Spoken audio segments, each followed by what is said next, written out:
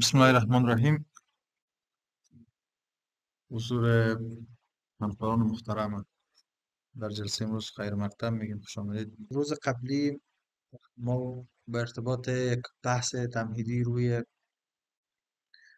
سازمان ها داشتیم، اهمیت و ضرورت و کاربرد سازمان ها در روابط بین المللی در نظام حقوق بین الملل داشتیم و به می ترتیب یک معرفت شناختی داشتیم روی سازمان ها که بالاخره از ما و شما سوال میشه که سازمان ها چی از به چه قسم تشکل میگیم، از لحاظ فنی، از لحاظ نهادی چه قسمت تعریف میشه و این ترتیب یک بحث متفاوت از حقوق سازمانهای بین‌المللی است. این حقوق سازمانهای بین‌المللی چی است؟ وجوه افتراق و اشتراکی که سازمان ها از حقوق سازمان ها دارند چی است و کدام موضوع در سازمان های بین‌المللی مطالعه میشه در حقوق سازمان ها نمیشه. و همچنین روی فلسفه وجودی دو صحبت کردیم، خصوصا فلسفه وجودی حقوق سازمان ها که یک تعدادی باورشون به این است که چیزی به نام حقوق سازمان ها وجود نداره به خاطر قاعده قابل تطبیق یا قاعده کلی که بر کل سازمان های بین تطبیق شده وجود نداره. هر سازمان بر مبنای منشوری، بر مبنای ساختار اهداف خاص ایجاد میشن و اون اهداف رو دنبال میکنن، اساسنامه‌شان، مرامشان، اعضایشان، حوزه کاریشان، اهدافشان متفاوت است. بنابراین شما قاعده های قابل تطبیق بر سازمان ها که کل سازمان ها را بتوان شامل بسازه شما نداریم. وقتی قاعده قابل تطبیق یا قاعده کلی همه شمولی که بتونه بر کل سازمان ها اعمال شود تطبیق شود نداریم، پس چیزی به نام حقوق سازمان ها وجود نداره. اما یک تعداد بسیاری بحث را مطرح ساختن که کسانی که از لحاظ شکلی وقتی به این مسئله میبینن واقعا شما قاعده قابل تطبیق رو که بر همه سازمان ها وفق کنه و بر همه سازمان ها تطبیق شود نداریم، ولی از لحاظ ماهوی ما شما قواعد زیادی داریم که مثلا گفتیم که کل سازمان یک نهاد حقوقی است، بر مبنای یک اساسنامه ایجاد میشن. اساسنامه داشتن این خودش یک قاعده چی است؟ مشترک است، یک ضابطه مشخص است کل سازمان ها داره. هر سازمانی اگر ماهیتش صحی است، زراعتی است، نظامی است، سیاسی عمومی است، در هر عرصه کار میکنه یا کاملا تکنیکی است، این بر اساس یک اساسنامه ایجاد میشه. اساسنامه داشتن نقطه مشترک است بین سازمان. پیروی از حقوق بین الملل عرفی یک نقطه مشترک است. سازمان ها در برابر اعمالی که انجام میدن مسئولیت دارند، یک نقطه مشترک، یک ضابطه مشترک است در کل سازمان ها وجود دارد. و به همین ترتیب بحث اختیاراتشان و بحث شخصیت حقوقیشان تقریبا در کل سازمان ها و به نظر وجود داره که سازمان ها شخصیت حقوقی برخوردار است. روی از این مسائل صحبت کردیم و به همین ترتیب اگر انشاءالله ما غلط نکرده باشیم آخرین درس ما به ارتباط ماهیت حقوقی فکر میکنم یا جایگاه حقوقی سازمان ها بود که از چی جایگاه اینا برخوردار است. و تعقیب از او چند بحث که امروز ما و شما داریم که تاریخچه شکلگیری است، جایگاه سازمان ها در روابط بین المللی است، ماهیت حقوقی سازمان هاست، انتظارات جامعه بین المللی سازمان های بین المللی چی است و وقتی ما و شما از سازمان صحبت میکنیم و میگیم که تاثیرگذاری داره یا میتونه یک صلاحیت اعمال کنه، منبع اعمال صلاحیت ها چیست یا منبع قدرت تاثیرگذاری در سازمان های بین المللی چی است، روی از اینا صحبت می داشته باشیم. همین ترتیب بحث منابع سازمان است که انشالله کوشش میکنیم در این بحث جمعش کنیم. در ارتباط به تاریخ شکلگیری یا تاریخچه سازمان ها ما شما میفهمیم که در هر شهری که شما قرار میگیرین یا هر دیسیپلینی که شما قرار میگیرین فهم و دانش کافی به ارتباط تاریخ از او رشته بسیار مهم است. شما رو در خیلی از مسائل و قضاوت روی خیلی از موضوعات با فهم در تاریخ شما رو کمک میکنه. از همین خاطر شما وقتی مثلا به قرآن عظیم شان مراجعه کنید خیلی از احکام مشخصی وجود داره که شأن نزول داره. شما باید واقعی تاریخی که بر اون مسئله آیت نازل شده بفهمید تا بتونید مصادیق تطبیقی حکم پیدا کنید. در غیر از او این بر شما شاید دشوار شود. به همین ترتیب ما و شما اگر از تاریخ سازمان ها بفهمیم میتونیم که یک دورنمای به ارتباط سازمان های بین المللی و به ارتباط تغییر و تحولاتی که ممکن در سازمان های بین المللی بیاین با فراگیری تاریخ درست، تاریخ تحولات در سازمان ها ما میتونیم که اونو دورنماها را در سازمان های بین المللی داشته باشیم. از اون حیث به ارتباط تاریخچه سازمان های بین المللی باور به این است که سازمان های بین المللی فرزند تاریخ هستیم، در طول تاریخ اینا تولد شدیم به نسج و به پختگی و به تکامل خود رسیدیم و امروز در اختیار ما و شما قرار گرفته. و از وقت ای که نطفه ها یا بنیادهای اولیه سازمان ها ریخته شد تا امروز خیلی تغییرات و تحولات در سازمان های بین المللی آمده. اما در ارتباط به نقطه شروع سازمان ها، پلتفرم های بین المللی که تحت عنوان سازمان های بین المللی غرض همکاری مثلا ایجاد شده، کجا از این اتفاق نظر وجود نداره. یک تعداد باورشون به این است که پیشینه تاریخی سازمان های بین المللی حتی ما میتونیم که به دوره های ما قبل ظهور دول یا دولت ها چی کنیم بریم. دولت ها وجود نداشته، یک سلسله همکاری ها بین یک سلسله قدرت ها امپراتوری ها وجود داشت.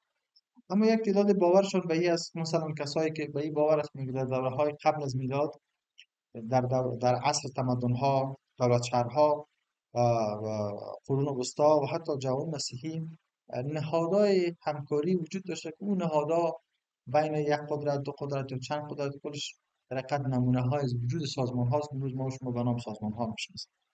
اما تعداد دیگه باورشون به این است که سازمان های بین المللی اولین نطفه‌شان و اولین بنیادهایشان در بین کشورها زمانی مطرح میشه که دولت به معنای حقوقیش به وجود میاد. یعنی وقتی که چون ما شما تعریفی که از سازمان ها میتونیم، سازمان ها نهاد حقوقی است. پس نهاد سازنده ازی که دولت ها باشه وقتی وجود نداشته باشه به این معنی که وجود سازمان ها چی میشه؟ منتفی میشه. بنان یک اعتقادی که وجود داره او اعتقاد اینمی است که وقتی دولت ها به مفهوم حقوقی به وجود آمد، یعنی قرن 16 و بعد وقتی که در مفهوم ناسیونالیسم آمد، دولت های ملی مطرح شد، در اون قالب باز میتونه که سازمان های بین المللی هم چی شود؟ مطرح شود. از این خاطر بسیاری ها مثلا کنگره وستفالی را، کنگره ویانای 1848 این 1815 اینا را اساس نطفه های همکاری های بین المللی به سطح دولت ها میدانم. میگن که سازمان های بین المللی هم اون ایده‌هایش طرحش بنیادهای اولیش از این دوره ها چی شده؟ آغاز شده یا شروع شده. آه، مثلا گفتیم که در 1815 بسیاری ها باور دارن که یک اتحاد شکل گرفت بین الکساندر اول روسیه، پروس و اتریش.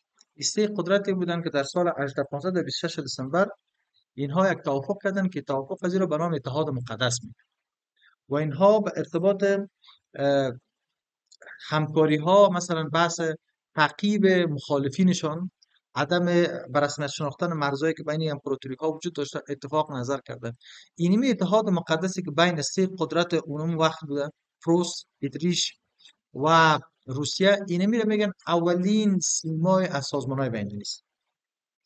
ولی وقتی ما و شما وارد قرن 19 میشیم، خصوصا در نیمه های اول و دوم قرن 19، باز ما شکل همکاری ها را با وفور میبینیم، به تعداد زیاد میبینیم در گوشه و کنار، در بخش های مختلف دولت ها نیاز به همکاری ها پیدا میکنن و این پلتفرم ها به منظور همکاری ها ایجاد میشه. مثلا در دریای راین شما میفهمید یک دریای بین المللی است که حداقل بین 5 کشور جریان داره.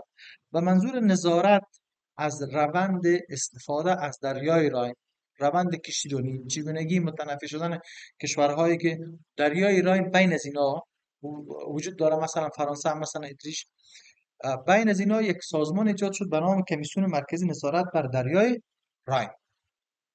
اونم تعریفی که ما شما در روز اول از سازمان ها دادیم، گفتیم نهاد حقوقی است، تجمعی از دولت هاست، به خاطر اهداف مشخص و طور دائم فعالیت میکنه و میتونه تصمیم بگیره. اونم صفات شما در کمیسیون مرکزی که به منظور نظارت از دریای ایران ساخته شد، کل این صفات میبینید. از این خاطر میگیم که اینمی اولین سازمان است. و می ترتیب دریای دانیوب، و می ترتیب اتحادیه های بین المللی که ایجاد شد، مثلا اتحادیه پست، اتحادیه تلگراف، سازمان بین المللی هواشناسی در سال 1873 و اتحادیه امور پست در سال 1874. اینا کل این اتحادیه ها نمونه های اولیه سازمان های بین المللی است. و باز وقتی ما در قرن 20 میم، جنگ جهانی اول، جنگ جهانی دوم، مفهوم مدرن، مفهوم واقعی از سازمان های جهان شمول که جامعه ملل باشن و ملل متحد باشن در قرن 20 میشن ظاهر میشن. و خصوصا بعد از جنگ جهانی دوم و تأسیس ملل متحد ما و شما به نسل جدیدی از سازمان ها مواجه هستیم که در این نسل هم تعداد دولت ها زیاد میشه، تعداد اعضای سازمان ها زیاد میشه، تعداد سازمان ها در بخش های مختلف با اهداف مختلف، با اختیارات و وظایف مختلف، با عملکردهای مختلف، تعداد بسیار چی میشه؟ زیاد میشه. یعنی نسج پختگی سازمان ها به مفهوم امروزی که ما و شما از سازمان درک داریم بعد از جنگ جهانی دوم است که با نسل جدید از سازمان ها ما و شما چی هستیم؟ مواجه هستیم. اه، در ارتباط به جایگاه سازمان‌های بین‌المللی در روابط بین‌الملل باید بگوییم که چون در روز اول ما توضیح دادیم که بنابر ضرورت و اهمیت و همچنان جایگاه ویژه‌ای که سازمان‌ها در روابط بین‌المللی بازی می‌کنند امروز سبب شده که ما بین 60,000 دانه سازمان بین‌المللی دولتی و سازمان بین‌المللی غیر دولتی داشته باشیم. این 60,000 دانه سازمان با موجودیت دولت‌هایی که شدیداً می‌خواهند از حاکمیت سرزمین خود دفاع کنند یک مسئله بسیار عادی نیست. به این معنا که در ابتدا وقت سازمان ایجاد میشه در تعداد زیاد کشورها مخالف ایجاد سازمان ها بودن. مثلا وقتی سازمان ایجاد شد و حاکمیت سرزمین دولت ها چی میشن؟ نقص میشه. حاکمیت سرزمین دولت ها تهدید میشن، محدود میشه. و ممکن است که سازمان ها بستر برای حکومت جهانی چی کنن؟ ایجاد کنن. از این خاطر میتونن یا ایجاد نشه. وقتی که ایجاد شدن گفتن یا از شخصیت حقوقی کامل برخوردار نیستن. و اگر باز بودن باز چی گفتن؟ از شخصیت حقوقی برخوردار هستن فقط بر امور دولت‌های عضو خودشان در داخل دولت‌های عضوشان. مثلا ملل متحد شخصیت حقوقیش کامل است در چی؟ در اعمال صلاحیتش بر دولت عضوش، هر دولتی باشه. درست؟ اما ما و شما به جای میرسیم که ضرورت و اهمیت این سازمان ها بیشتر شده میره. با امروز 60,000 دانه سازمان ها، 60,000 دانه، هم IGO International Governmental Organization، هم INGO International Non-Governmental Organization. درست؟ و این جایگاهشون از چی وضع زیاد شروع میشه؟ وقتی که روابط بین‌المللی مفهوم واقعی پیدا میکنه. این یک وقت مثلا شما از لحاظ خصوصا در ارتباط به روابط بین‌الملل و علوم سیاسی، تاریخ نظریه‌های سیاسی غربی بیشتر کار کرده. وقتی شما رو ببینید در گذشته مثلا تا قرن 18 اینجا یک تاریخی بر شما آوردیم تا کنفرانس 1856 پاریس روابط بین‌الملل محدود به خود اروپا بود. فراتر از اروپا نبود. اما بعد از این کنفرانس 1856 پاریس است که دولت عثمانی که به عنوان قدرت در روابط بین المللی مطرح میشه وزیر در نشست پاریس اینا چی میکنن؟ دعوت میکنن و اساسا سایر کشورها چهار کشور دیگه آسیایی برای این چیزا چیز میشه، برای این تشکلات کنفرانس ها پیوست میکنن و پیوست از اینا روابط بین الملل به مفهوم واقعیش بین المللی میشه. یعنی فقط از محدوده اروپاییش و از محدوده غربی چی میکنن؟ میکشه به طرف شرق، به طرف افریقا میره. و امروز ما و شما گستردگی روابط میبینیم که در سر تا سر دنیای روابط بین المللی چی است؟ حاکم است و سازمان ها در اون نقش آفرینی میکنن. مورد دیگه ای که روش میخوایم صحبت کنیم ماهیت حقوقی سازمان های بین المللی است. سازمان های بین المللی قسمی که در روز اول ما و شما گفتیم نهاد حقوقی هستند. از این خاطر اینا از ماهیت حقوقی چی هستند؟ برخوردار هستند. چرا نهاد حقوقی است؟ به خاطر گفتیم که اساس ایجاد سازمان های بین المللی اساسنامه است. و اساسنامه وقتی یک اساسنامه مسوده میشه، تصویب میشه و میره به مرحله اجرایی، تمامی شرایط حقوقی که حاکم بر قراردادها است سر و اعمال میشه. مثلا اولین شرط اساسنامه است که باید این اساسنامه از اراده بیش از یک دولت نوشته شده باشه، نشأت کرده باشه. در اساسنامه سازمان‌های بین‌المللی اینطور است. هیچ اساسنامه سازمان بین‌المللی نیست که فقط یک دولت به وجود آورده باشه. بیشتر از یک اراده باید باشه و بیشتر از یک تصمیم باشه و بیشتر از یک دولت باشه. دوم چیزی را که در ما میگیم نهاد حقوقی است، به این خاطر میگیم نهاد حقوقی است که اساسنامه سازمان‌های بین‌المللی در نتیجه رضایت، تراضی و توافق کشورها چی شده؟ به وجود آمده. این اصل عمومی قراردادها بازم رعایت شده. موضوع دیگه ای که وجود داره بحث سبب است در قرارداد. این سبب که این قرارداد و چه خاطری که اون سازمان است این کاملا مشخص است شامل است. و بحث چهارم مقصد از این تشکیل سازمان چیست؟ تمام این شما در اساسنامه سازمان‌های بین‌المللی میتونید پیدا کنید. پس شرایط عمومی قراردادها بر اساسنامه سازمان‌ها حاکم است و از این حیث میگیم که سازمان‌ها نهادهای حقوقی هستند و ماهیت چی دارن؟ حقوقی دارن. بس دیگه ای که وجود داره بحث ماهیت حقوقی مستقل سازمان‌های بین‌المللی است. این به چی معنا؟ معناش این است که درست از سازمان‌ها رو دولت‌ها ایجاد میکنن ولی سازمان‌ها موجود حقوقی مستقل از دولت هستند و حتی میتونن در برابر دولت‌ها تصمیمات هم چی بکنن؟ اتخاذ بکنن. درست؟ و حتی بر ماهیت حقوقی سازمان‌ها میگه اینمی کافی است که یک دولت کوشش میکنه شرایط خود مطابق شرایط سازمان برابر بسازه که عضویت از او را کسب کنه. این یک جایگاه بسیار ویژه است، یک جایگاه بسیار رفیع است که دولت‌ها شرایط خود را برابر میکنه که چطور عضویت یک سازمان رو بین چی کنن؟ بگیره. این حال ما چندین سال از تلاش داریم که عضو چی شویم؟ شانگهای شویم. بالاتر از 10 سال ما تلاش کردیم که بالاخره در سال 2016 عضو سازمان تجارت جهانی شدیم. این دولت‌ها خود به شرایط و شروط و سازمان‌ها چی میسازن؟ برابر میسازن که عضویت از را کسب. درست؟ پس این نشان میده که اینا از یک مشروعیت جهانی برخوردار هستند و از یک اعتبار لازم حقوقی برخوردار هستند و بر مبنای قرارداد حقوقی با وجود میان و دولت ها عضویت از اینا رو چی میکنن؟ حاصل میکنن. در ارتباط به انتظاراتی که وجود داره از سازمان های بین‌المللی، این انتظارات باز هم چه میگم گفته خارجی ها میگم گپ اول گپ آخر بسیار مهم است. ما یکم گپای بسیار مهم بود روز اول گفتیم. انتظارات که از سازمان های بین‌المللی وجود داره روز به روز بیشتر شده میره در سطح روابط بین‌المللی. یعنی ما و شما گفتیم که امروز حتی وظایف حیاتی، فلسفی و ذاتی دولت ها را سازمان های بین‌المللی چی میکنن؟ پیش میبرن. در هر مسئله امروز پای سازمان هاست. اگر بحث صلح هست، اگر بحث امنیت هست، اگر بحث حل اختلافات هست، اگر بحث فقر هست، اگر بحث گرسنگی است، اگر بحث اسکان مجدد است، اگر بحث مهاجرت است، و بلا بلا بلا کل از اینا رو سازمان های بین‌المللی چی میکنن؟ و با در نظر داشت ای که ما و شما در روز اول گفتیم که خیلی از ضروریات نیازمندی ها ایجاب میکنن این سازمان ها وجود داشته باشه و هیچ کشوری به تنهایی خود این ضرورت ها را این چالش ها را به تنهایی خود حل کرده نمیتونه. مثلا ما و شما از جهانی شدن از گرم شدن زمین گفتیم، از تغییر اقلیم گفتیم. این تغییر اقلیم در کل جای است. درست؟ همین سیلابا که نمیفهمه، طوفانات یک بس تغییر چی است؟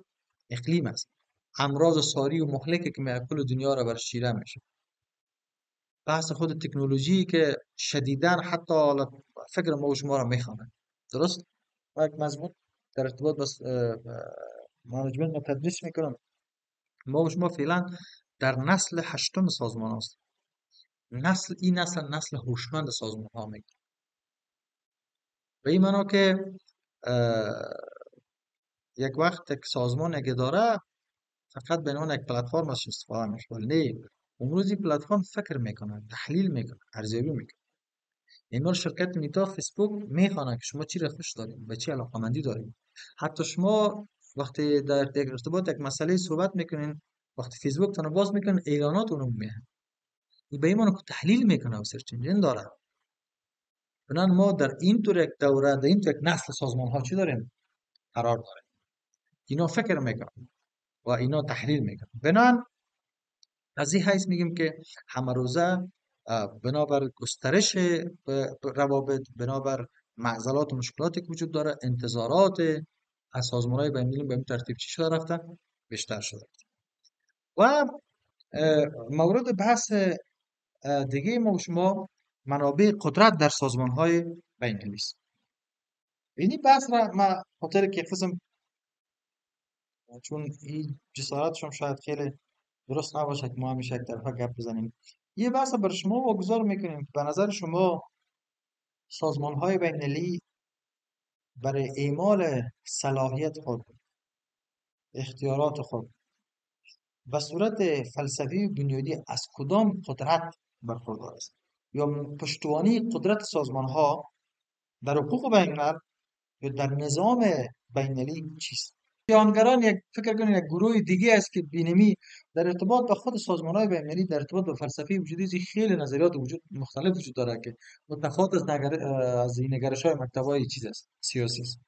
اگر شما علاقه داشته باشین، یک کتابی وجود داره، او ترجمه شده در ایران به نام تیوری نهادها داخل قوس سازمان های بین المللی. در ارتباط با از دید فلسفی به این بحث شده که این سازمان ها چطور ایجاد شد، فلسفی وجود زیاد چی است، پشتوانه کارها از اینا چی است. درست اینطوره. این جهانگرایان اینجا یک مفهوم جهانگران در مقابل واقع‌گراها پیدا شد. منظور از این است که از دید از اینا سازمان های بین المللی به ذات خود کدام قدرت فی نفسه فی ذات کدام قدرت نداره. دوم، پس اینا میگه که فی نفسه فی ذات اینا کدام قدرت نداره. هر چیزی را که گرفتین از دولت ها، اگر دولت های مات کردن یا قدرت دارن، اگر دولت های مات نکردن قدرت کدام قدرت نداره.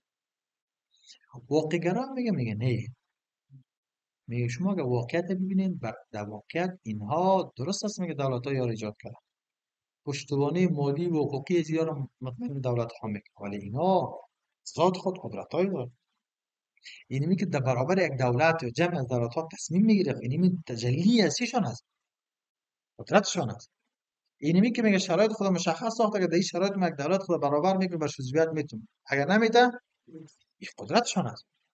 این که اگر بعضی از وقایع بین المللی به رسمیت نمیشناسند، چون بحث به رسمیت شناسی فقط بحث دولت ها نیست، از ذهنتون بکشین. حکومت است، موافقات بین المللی است، گروه های توریستی است، نهضت های جنبش های آزادی بخش ملی است، کل از اینا حتی بحث قراردادهای مرزی است، مرزها باید چی شود به رسمیت شناخته شود. بحث ریکگنیشن یک بحث بسیار کلان است که شما علاقه داشته باشید، یک مقاله به انگلیسی دارم بخونید. بنابراین اینا میگن نه، اگر شما در واقعیت امر ببینید، اینا کارهایی را که میکنن به این معنی که اینا فی نفسه چی دارن؟ قدرت دارن. اینا اگر بگوییم که بله اینا فی نفسه قدرت دارن، پس قدرت فی نفسه از اینا چیست؟ در ارتباط با قدرت فی نفسه دو تا منبع وجود داره. دو منبع وجود داره. یک منبع از این میگن اعتبار اخلاقی است. منبع دیگه‌ش هم میگن ادعاات است. اعتبار اخلاقی به چی معنا؟ بیشتر به شکل اشکال ده که صحبته که دوستای ما شما مونن. منظور از اعتبار اخلاقی است سازمان‌های بین‌المللی به عنوان مراجعی که به شکل از اشکال بر روابط بین‌المللی نظارت دارند. درست؟ یا مرکزیتی برای همکاری‌های بین‌المللی هستند. نظم بین‌المللی را به شکل یک اکتر بسیار فعال در نظم بین‌الملل هستند. میگه اینا قدرت تنبیه کردن دولت‌ها را دارند. قدرت سرزنش کردن، اعتبار اخلاقی قدرت تنبیه است. مثلا چه قسم؟ مثلا یک دولت میگه خود بینی برابر که اگر نکردید تریبیون انتونیو گوترش بالا میگه این دولت مخالف این ورزش هاست. این اعتبار اخلاقی است. این داشتن قدرت سرزنش هم میگن یک منبع چی است؟ اعتبار اخلاقی است. مثالای بسیار زیادی وجود دارد که محل بحث نیست. مثلا افریقای جنوبی، مثلا اسرائیل، شدیداً دولت‌های نژاد پرست بودن. درست؟ ولی با در نظر داشته، خصوصا مثلا در افریقای جنوبی شما می‌بینید، با در نظر داشته مندیت و مانیفستی که ملل متحد داره و همراه یک پدیده نژاد پرست، حتی اهداف هفتگانه 2030 ملل متحد درج است، باید با برتری و نژاد پرستی چی شود؟ مبارزه شود. فکر کنید یکی از اهداف 2030 است. در گذشته به هر هزاره یک اهداف تعیین میشه. اهداف هزاره اول، اهداف هزاره دوم، در هر 1000 سال یک عدد. حال ما شما در هزاره سیام قرار داریم. در هر دیکید، در هر 10 سال ملل متحد محورها را مشخص میکنن، دولت ها در اینی عرصه ها چی کنن؟ فعالیت بکنن، کار بکنن. یکی از اهداف اینه میست و شدیدا ملل متحد مثلا کار میکنن. خیلی از سازمان های دیگه بشر دوستانه از این قسمت کار میکنن. اینمی افریقای جنوبی را ملل متحد کدام کار نکرد، ولی خودش با داشتن ای که با زن از ای که ملل متحد از قدرت نیم سرزنش چی است برخوردار است. خود خدا اساسا چی کرد برابر کرد. مثلا این مثلا شما میتونید در نامیبیا ببینید. خب در خیلی از کشور مثلا یک مثال دیگه میتونم در کانادا شدیداً یک دوره پیشرفت شروع کرد و شهرک جور میکرد، خانه جور میکرد، دیگه جور میکرد و از حیث محیط زیستی شدیداً خساره وارد میکرد، خصوصا بعض گازهای گلخانیش دیگهش. یکی از اهداف دیگه که ملل متحد سازمان های بین دادمش اینمی مسئله است. پیش از اینکه کانادا را ملل متحد تنبیهش کنه، سرزنش کنه، نکوهشش کنه که شما شدیداً اعمالی را انجام میتین که در تضاد با چی است؟ محیط زیست است. خودش برنامه های محیط زیستی رو چی میکنه؟ مد نظر پالیسی های رو در نظر گرفت که زیاد به محیط زیست صدمه نرسه. اینی اعتبار اخلاقی است. یعنی قدرت تنبیه کردن، قدرت سرزنش کردن. تنبیه و سرزنش چی؟ در افکار عامه بیشتر مشارکت مرسول. از این قدرت چی است؟ برخوردار است. این یک مورد شد، تنبیه و سرزنش. مورد دیگه که از کارآفرینی سیاسی است. political entrepreneurship برش می‌گن. این منظور معنایش چی است؟ منظور معنایش این است که در سازمان‌های بین المللی یک تعداد افراد و اشخاص حقیقی هستند که اراده سازمان ها را، اراده نهادها را، آژانس های سازمان ها را، ارکان سازمان ها را چی میگن؟ تمثیل میکنن. بنابراین هر چقدر این افراد توانمند باشن، قدرتمند باشن، کارآفرین باشن، ابتکار داشته باشن، همان قدر قدرت سازمان را چی میسازن؟ بیشتر میسازن. از این خاطر کارآفرینی سیاسی، این برای همین اصطلاحی که ذکر مجدد داشت، کارآفرین سیاسی است.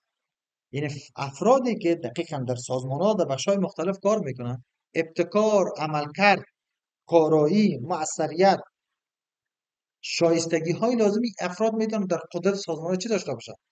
داشته باشن. درست؟ بنابراین یک منبع دیگه که مربوط به اعتبار اخلاقی میشه نمیست. یک قدرت سرزنش منبع اعتبار اخلاقی است و دیگه می‌بینیم کارآفرین سیاسی رو هم دمی جمع. درست؟ پس سازمان های بین دو منبع قدرت داره. یکی اعتبار اخلاقی و دیگه چی است؟ بحث نشر و پخش اطلاعات است که اعتبار اخلاقیش این دو تا گپا داره. یک قدرت تنبیه سرزنش و دیگه کارآفرینی سیاسی. اینا بحث دیگه که وجود داره منبع دیگه که است نشر و پخش اطلاعات است. این هم یک منبع قدرت سازمان است. این چی معنا میده؟ امروز خیلی از مقوله‌ای که در گذشته میگفتن امروز مقوله ها و او باورها تغییر کرد. مثلا میگفتن که قدرت دانش است، توانا بود هر کی. اینی که ابتبال نیست. میگن دانش در شکل دادن قدرت نقش دارد ولی مطلقاً قدرت نیست. من سریال دیدم، این غربی ها که حالا سریال ها چیزا جور میکنن به این مانا که آینده را دیزاین میکنن. خب یک کسی از دانشمند است و یک ملکه است که قدرت یک بخش کلان در دستش است. این دانشمند میگه بیا امرای ما کار کن. میگه نه درسته که تو قدرت داری ولی من قدرت خود دارم، من دانشمند هستم، هیچ وقتی علم خود اختیار قرار نمیدم. میگه چطور؟ میگه من خودم قدرتمند هستم به خاطر یک دانش قدرت. knowledge is a power. این خنده میکنه میگه نه power is a power. خود قدرت است، دانش چی قدرت است؟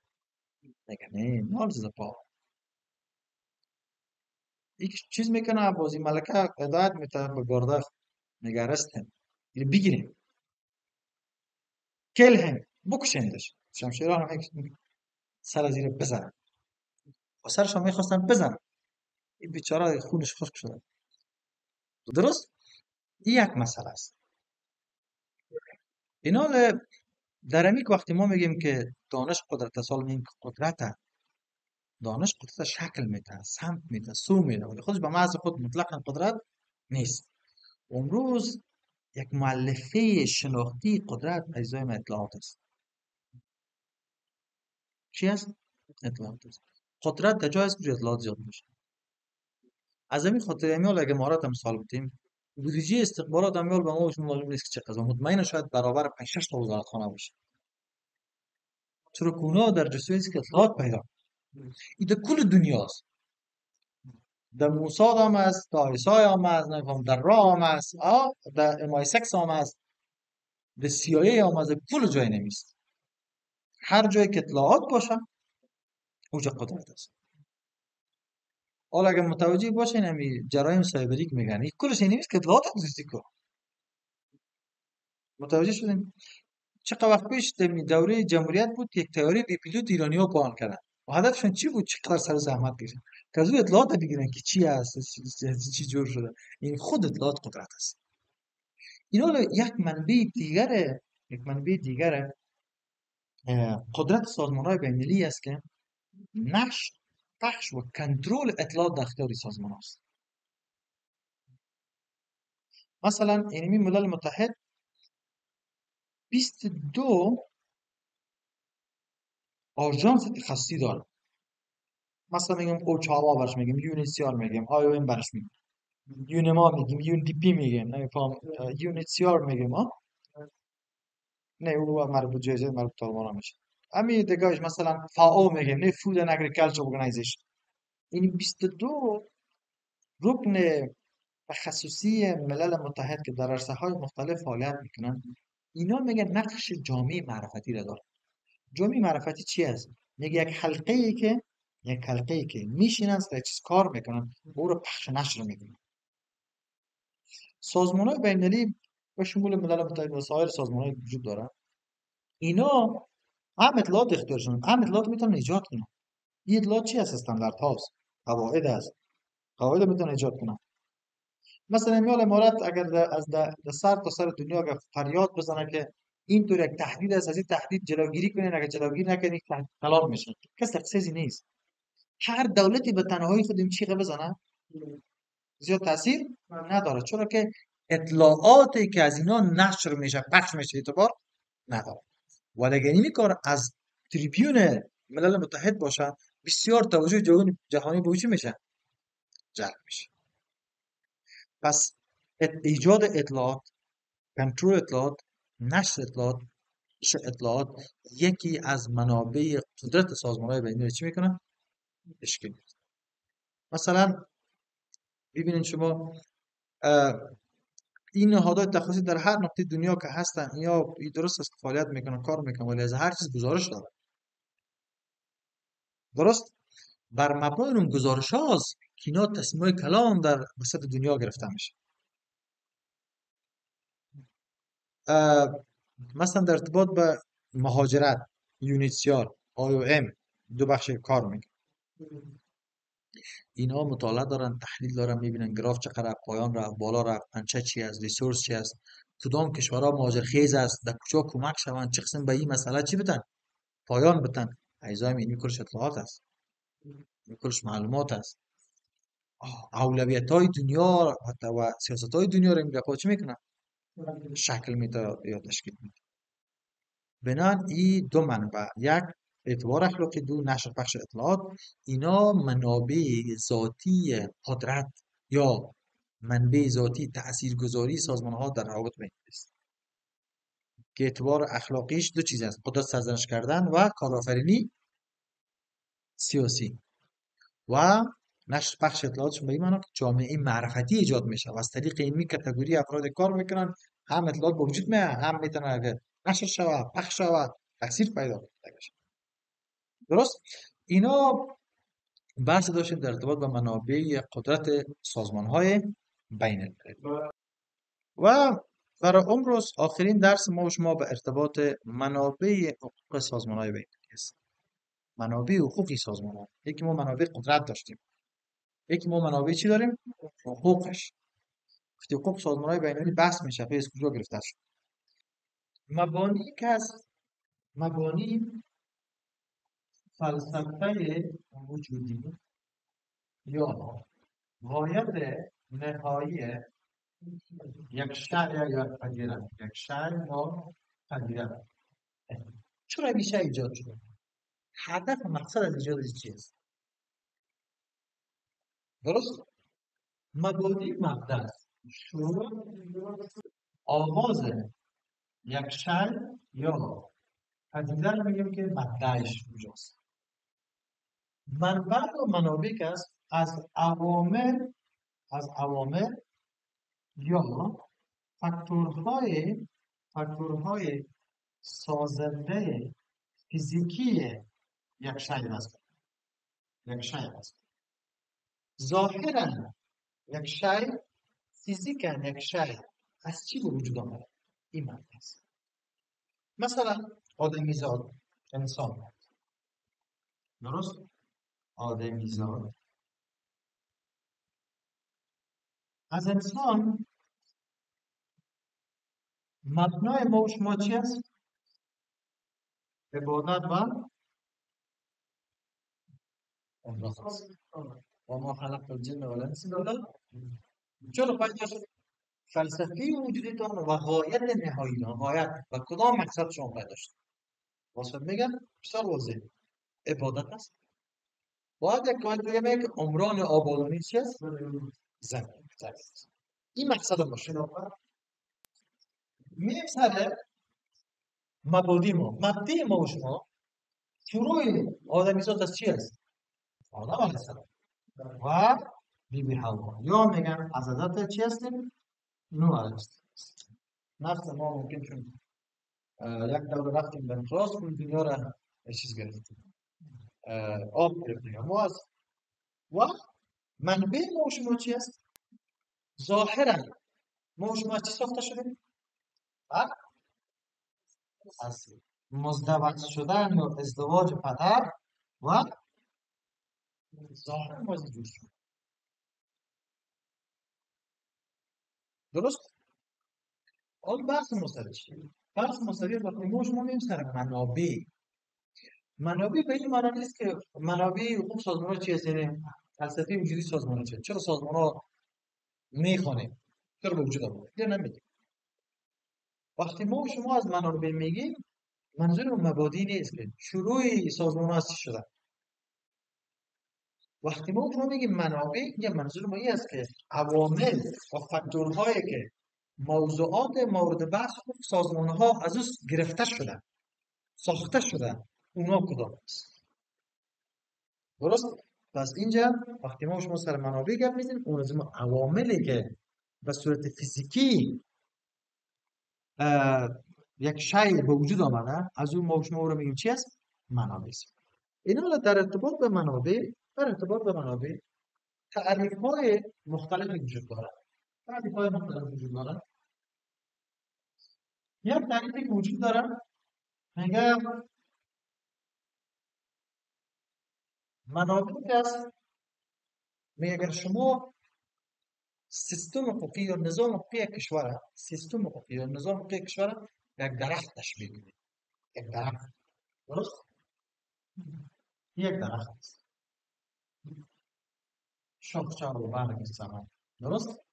و این هم چیز است؟ یک سیستم یا یک نظام یک درخت حقوقی ریشه های اون نظام بر سر چی استوار است؟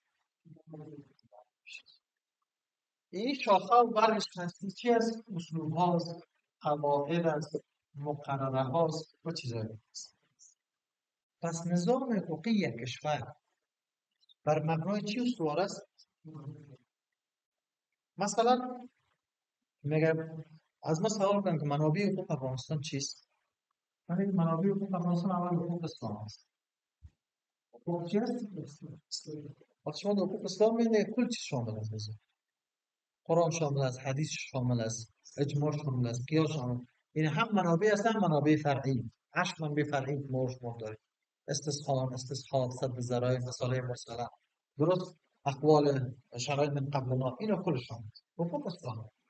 دوم حقوق تعاملی. یا بشنیم حقوق چی است؟ گفتگو. و سوم حقوق معاصر. حقوق چی است؟ این منابع حقوق افغانستان است. حقوق اسلام به این خاطر که نظام شرعی است، کل چیز در مبنای اسلام چی است؟ استوار است. حقوق تعاملی فعلا هم در نظام امارات اسلامی اساس و مبنای بعضی از چیزهایی که فعلا مشروعیت داره، این عرف مردم است. از عرف، بیسش عرف است. اگه به قانون تبدیل شده ولی بیسش چیست؟ عرف است. مثلا سرقلفی که میگیرن عرفی است. درست؟ مقدار اجوری که مثلا شما به وکیل دائمی میدید قضیه شما دفاع، عرفی است.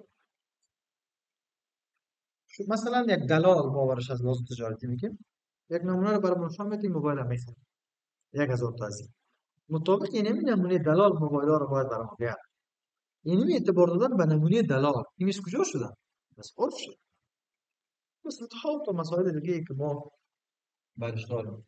حقوق معاصر، منظور از حقوق معاصر چی است؟ این است که وقتی شما میگین قانون، وقتی شما میگین مقرره، وقتی مقرره ما زیاد خوش ندارم، وقتی شما میگین طرز العمل، وقتی شما میگین روایح، این فکر کنید این میته مثلا و سلسله مراتبی که بین زیاد وجود داره، این حقوق چی است؟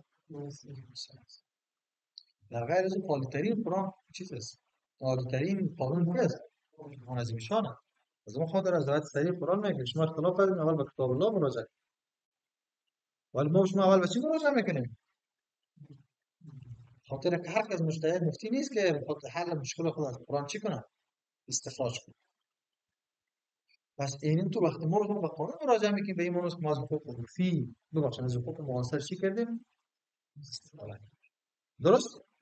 حالا وقتی منابع رو گفتیم، پس منابع میتونن تعریف های متعدد مختلفی داشته باشه. بسیاری ها میگن زیر بنای رشته های حقوقی است. درست؟ یا به درخت گفتیم تشبیه میکنن که ساقه و برگشون و مزامیش شش متوردیشیش در چی استوار است؟ در یک دانشمند دیگه از کنه که یاد نره، این طبیعی انگلیسی از کتابای بسیار خوبی در نظام حقوق بین‌المللی در بخش‌های مختلف نظام حقوق بین‌المللی نوشته کرده. این میگه منبع حقوقی عبارت از قاعده قابل تطبیق بر یک وضع مشخص، حقوقدان از او استخراج میکنه منبع. هر حقوقدان به قاعده حقوقی مراجعه میکنه و قاعده مشخص هم برای یک وضع معین یا اضافی پیدا کنه، یعنی می عمل یک انجام میده، این عمل منبع یا مراجعه به چی میگن؟ منبع. حالا به ارتباط ای که سازمان‌های بین‌المللی از چی منابع برخوردار است یا مباحث و مسائلی که ما شما تحت عنوان حقوق سازمان‌ها صحبت میکنیم، مسائل و مباحثی که ما شما تحت عنوان حقوق سازمان‌ها صحبت میکنیم، این مسائل مباحث به صورت ظاهری از کدام عوامل گرفته شده، از کدام موضوعات گرفته شده و در صورت که ما با مشکل مواجه شدیم با کجا مراجعه کنیم. اینمی مسئله را اساسنامه محکمه بین‌المللی عدالت چی کردن؟ جا دادن. اساسنامه بین‌المللی محکمه بین‌المللی عدالت در بند یک ماده 38 خود میگه که منابع حقوق بین‌المللی که حقوق سازمان بین‌المللی گرایش از چی است؟ حقوق بین‌المللی است. یک گرایش از حقوق بین‌المللی چیست؟ سازمان بین‌المللی. در روز قبلی برش ما که ملکم شاه یک کتاب داره حقوق بین‌الملل 18 صفحه است. به او شما سازمان ها هم داریم، دیپلماتیک هم داریم، دریاها هم داریم، حل فصل اختلافات هم کارش داریم، ولی ما شما به عنوان مضمون مستقل وارد چی میکنیم؟ مطالعه میکنیم. ببینید اینا گرایش هست از یک چیزی، از یک بطن، از یک مادر چی شده استخراج شده. این محکمه بین‌المللی عدالت میگه که منابع سازمان های بین‌المللی، حقوق سازمان های بین‌المللی یا منابع حقوق بین‌المللی، منابع حقوق سازمان های بین‌المللی این است: معاهدات بین‌المللی، تعاملات بین‌المللی، اصول عمومی حقوقی، آرای قضایی بین المللی و دکترین حقوق. اینا همون اون تعاملات بین‌المللی. این 5 منبع منابع چیز است، حقوق سازمان‌های بین‌المللی. چی است؟ معاهدات بین‌المللی. در ارتباط به چرا این منبع اول است؟ به این خاطر که از قدیم الایام معاهدات بین‌المللی در رابطه بین دولت‌ها محدود استفاده می‌شد. این از مسائل موجود امروز به سازمان‌ها این در کسی دیگه می‌کنه صحبت این هم یک سند کنوانسیون یک اعلامیه یک اتفاق یک قرارداد در کار موجود داره. مثلا شما خدا باید بگیم کاری مختلف کنیم دور اصلا چی کنیم درست اینا رو به ارتباط به این که این منابع به ارتباط به اینکه این معاهده بین‌المللی است تعاریف مختلف وجود داره مثلا کمیسیون حقوق بین‌الملل ملل متحد یادتون باشه یکی از وظایف مجمع ملی تدوین و توسعه حقوق بین‌الملل و به خاطر تدوین و توسعه حقوق بین‌الملل لایحه‌های مشخصی داره برای تصویب هر سند بین‌المللی که به اعتبار جهان سند ملی ساخته میشه او را کی جور میدونه؟ تأسیس حقوق بین‌الملل در طرح مقدماتی نزدشسته خود برای حقوق و معاهدات و یک منظور معاهدات ساخته شد. در 1962 در طرح مقدماتی خود میگه هر گونه توافق بین‌المللی مدون که در یک سند یا در دو و یا چند سند الحاقی ذکر شده بین دو یا چند براد و یا چند موضوع حقوق بین‌الملل منعقد گردد حقوق بین‌المللی بر آن حاکم باشه بدون توجه به نام خاص آن قرارداد معاهده میثاق هر چیزی که است به نام قرارداد مورد قبول چی است کمیسیون است پس نتیجه میگیریم که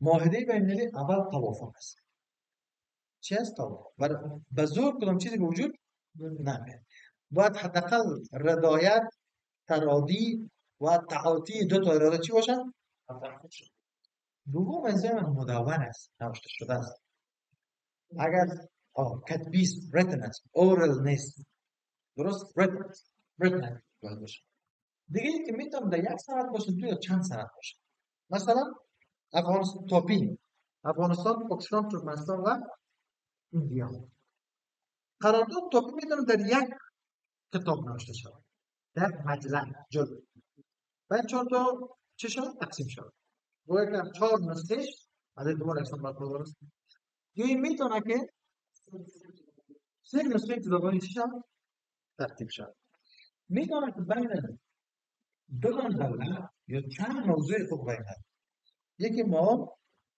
personality of international law داریم یکی subjectivity of international law داریم یکی شخصیت حقوق بین‌الملل است یکی موضوعات حقوق بین‌الملل است غیر از دولت‌ها حتی سازمان‌ها حتی نهضت‌ها حتی افراد اینا میگه موضوع حقوق بین‌الملل است شخصیت حقوق بین‌الملل نیست بنابراین اگر بین یک دولت یا دو تا سازمان دو تا فرد و دو تا سازمان بین‌المللی خصوصی منعقد شود میگه چی است معاهده است اما حقوق بین‌الملل برای چی باشه حاکم باشه حقوق بین‌الملل برای چی باشه حاکم باشه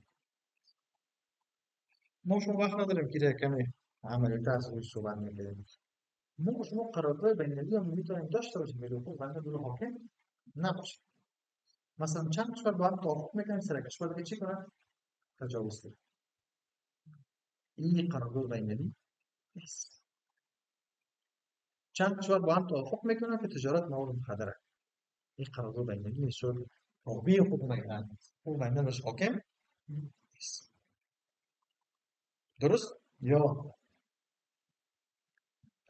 چند کشور با هم توافق میکنن قاچاق انسان چی زندهش چی مردش اینا قرارداد بین‌المللی شاید نامش هم قرارداد ولی از اعتبار لازم حقوقی برخوردار نیست پروفسور شارل روسو فرانسوی بسیار مدرس کتاب بسیار خوبی داره این هم یک تعریف داره بنابراین سند تأسیس سازمان ملل و همچنین معاهدات بین‌المللی یک منبع حقوق بین‌الملل است اینا رو ما شما وقتش نیست مصاحبه صحبت کنیم که معمولا تحت 16 عنوان معاهدات بین‌المللی 16 عنوان داره مثلا معاهده میثاق منشور منصور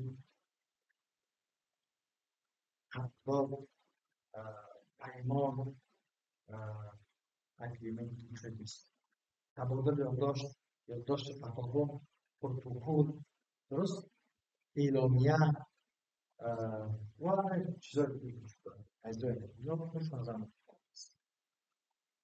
میشن چیز یا از حیث تعریف از اینا یکی از میشه از حیث کاربرد مثلا تو در کجا بگو پیمان در کجا بگو قرارداد در کجا بگو معاهده در کجا بگو موافقتنامه در کجا باید بگوییم منشور، در کجا باید بگوییم میثاق. کاربردش خاص است و اثر حقوقی زیاد خاص است.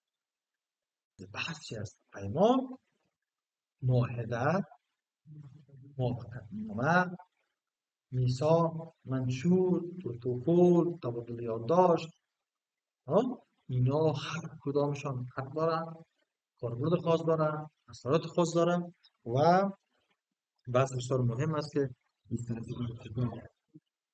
یک مضمونی داریم. اگر ما فرصت باشم، اگر این مضمون خلاص شد، معاهدات بین‌المللی، درست؟ ما در فاکولته حقوق درس میکنم. این بحثی نیست. میشه که یکی خب در حقوق بین‌الملل دانشنامه داره، این ترمینولوژی داره، خود حقوق خب این داره. من کتابخونه تو برید نوشته ترمینولوژی حقوق بین‌الملل، من مطمئن هستم شاید چند دانه باشه. یکی مورد. یکی مورد دیگه ای که وجود داری است که فکر میکنم شما بسیار شاید کم پیدا کنین کتابی را که در اوجا برای شما گفته شده باشه که در کجا استفاده. و ما اگر امروز کم کم میفهمیم تاسیس تقریبا 7-8 سال است که نیم را گفتیم و بالاخره یک چیزی برای ما چی پیدا شده؟ ذهنیت پیدا شد. درست؟ دانشنامه وجود داره، دانشنامه حقوق بین‌الملل کلی اصطلاحات تعریف شد. و از این خاطر چون یک بحث بسیار مهم است، شما یک مضمون داریم به نام چی؟ معاهدات بین‌المللی. فکر میکنم در کتاب‌های شما هست.